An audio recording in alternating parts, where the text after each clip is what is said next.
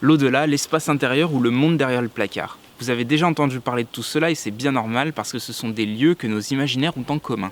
L'idée des films de Pete Docter, c'est de reprendre ces lieux et d'en subvertir la représentation. Parce que ce sont des films familiaux, il est important de partir sur une base communément partagée par les enfants et les adultes. Ces films travaillent donc directement sur la représentation de ces espaces pour en déplacer à la fois le sens, mais aussi la réinventer à partir d'un même modèle.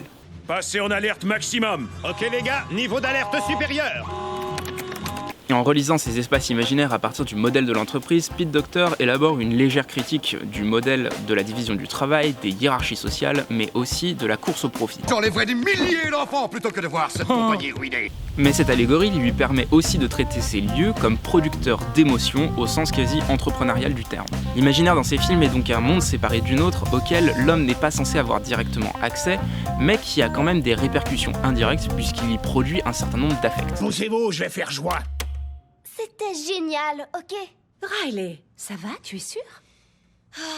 Elle vient de lever les yeux au ciel, chef. Mais qu'est-ce qu'elle a? Bon, petite démonstration de force avant de devoir taper du poing sur la table. Oh non, pas le poing. Riley, je n'aime pas du tout ce genre d'attitude.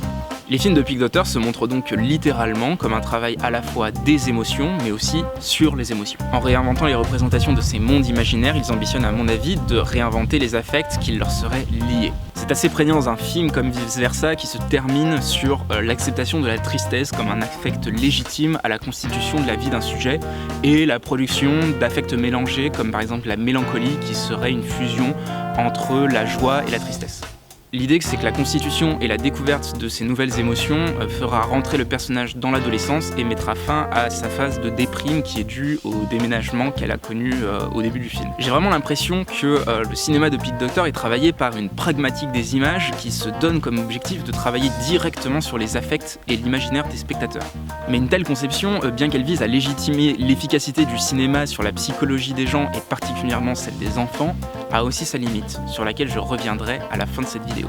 Prenons maintenant le cas de Monstres et compagnie. On pourrait résumer le film en disant que c'est reprendre l'univers du monstre derrière le placard, mais en inversant les rapports émotionnels entre les monstres et les enfants. Donc à la place que ce soit les enfants qui aient peur des monstres, c'est l'inverse.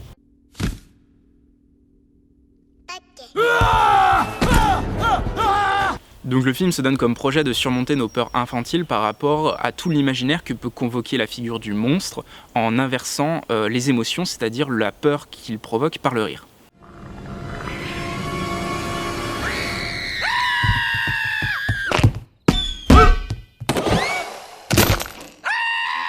Donc cette idée, elle se joue en fait à deux niveaux. D'abord scénaristiquement, puisque l'entreprise produit d'abord de l'énergie avec la peur des enfants, et elle finira à la fin du film à le faire par le rire. Mais c'est aussi un projet poétique de la part du film, puisque en s'inscrivant dans le genre de la comédie, à la place de construire un monde de monstres repoussants et effrayants, on va les rendre plutôt attachants et sympathiques. D'ailleurs, j'ouvre ici une petite parenthèse concernant les premiers storyboards du film que je trouve à la fois plus acerbes sur la condition des travailleurs et des ouvriers en usine.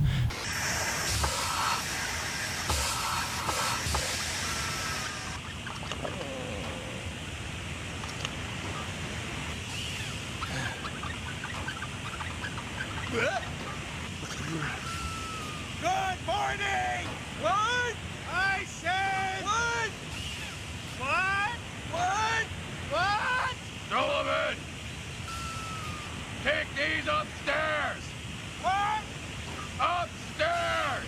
Oh, upstairs! What? Mais aussi plus intéressant dans l'évolution des personnages tout au cours du scénario. Donc dans cette version, Léon y est number one, Sully a peur des enfants et c'est l'unique monstre à en avoir peur, et il voudrait en fait prendre la place de la rockstar de l'usine qui est Léon. Je trouve que d'inverser le rapport de force entre Sully et Léon, ça intensifie leur rivalité parce qu'on s'identifie forcément plus à Sully, et ensuite de aussi lui donner un meilleur parcours, une meilleure évolution dans le film, parce que c'est vrai que dans la version définitive, il est juste le number one et il devient PDG, alors que là, il doit vraiment affronter sa peur et c'est exactement le propos du film. Grab that door by the knob and walk through it. Après, pour moi, Monstres et compagnie, ça reste une réussite parce que le projet de passer de la peur que provoquent les monstres au rire est accompagné d'un vrai projet poétique. Le fait de s'inscrire dans le genre de la comédie et pas dans celui de l'horreur, même si c'est un film familial, ça permet de travailler directement sur les émotions qui se rattachent à l'univers du monstre et de déstructurer, de réinvestir, de désorienter tout l'imaginaire collectif qui s'y rattache. En revanche, l'échec de Saul me semble tenir du fait que le film ne s'accompagne pas d'une poétique des émotions qui double son scénario métaphorique. Si la question de la dépression et du sens de la vie est très importante dans le cinéma de Pete Docter, la réponse qu'y apporte Saul est celle très épicurienne du carpe diem. How are you going to spend your life? I'm not sure. But I do know. I'm gonna live every minute of it. La question à se poser aurait été de savoir comment porter émotionnellement le fait de profiter de chaque instant, un peu comme Monstres et compagnie se pose la question de comment surpasser ses peurs d'enfant par le rire. Mais contrairement à Monstres et compagnie qui utilise la comédie pour parvenir à ses fins, Saul utilise tout un tas de clichés qui auraient pu être évités s'il s'était posé la question en termes esthétiques. Au contraire, il se contente de délivrer son message de manière strictement théorique et c'est à mon sens pour ça que Saul est un film plus ou moins raté, c'est parce qu'il enrobe son scénario épicurien de tout un tas d'allégories sur l'au-delà et la psyché humaine, mais à aucun moment on n'en extrait une portée émotionnelle qu'on était en droit d'attendre d'un tel scénario.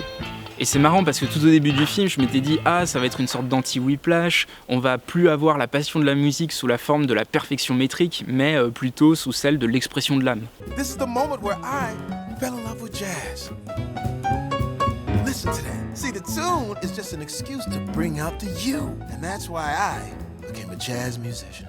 Ça aurait donné une intrigue intéressante sur la transmission des passions par le biais de l'art, mais quand le film abandonne cette perspective, il devient beaucoup trop théorique. Il cherche à trouver tout un tas d'allégories qui permettraient d'illustrer les rapports entre la passion, entendue à la fois comme émotion et en même temps comme intérêt, et le sens de la vie.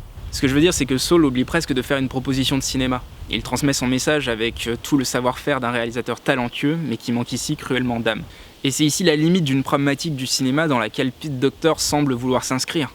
Travailler directement sur les affects en modifiant l'imaginaire de son public est certes un des pouvoirs du cinéma et des images, mais ce pouvoir n'est pas à confondre avec une approche communicationnelle où l'idée serait à enrober dans un certain nombre d'allégories et d'histoires au sens déjà donné. Je vous le dis, le cinéma n'est pas là pour transmettre des messages, laissez plutôt ça à la pub ou au postier. Voilà, c'est la fin de cette critique de Saul, j'espère que vous l'avez apprécié. C'était pour moi le moyen d'expérimenter un nouveau type de format et j'avais l'intention de revenir un peu plus théoriquement donc, sur ces questions des émotions au cinéma, puisque j'avais commencé ma chaîne YouTube par là et que j'avais fait cette série de vidéos sur les différents affects qu'on pouvait trouver au cinéma, comment les provoquer, etc. Mais ce que je vous recommande par-dessus tout de faire, si vous avez envie de faire des films, si vous avez envie de faire des courts-métrages, c'est de faire comme dans Vice Versa, c'est-à-dire d'inventer de nouvelles émotions. Et ça passera forcément par une série de questions d'ordre esthétique. Donc si c'est quelque chose qui vous intéresse, je ne peux que vous recommander chaudement de vous abonner à la chaîne parce que j'ai prévu de faire encore quelques vidéos sur le sujet et de toute manière, c'est une thématique sur laquelle je vais régulièrement revenir.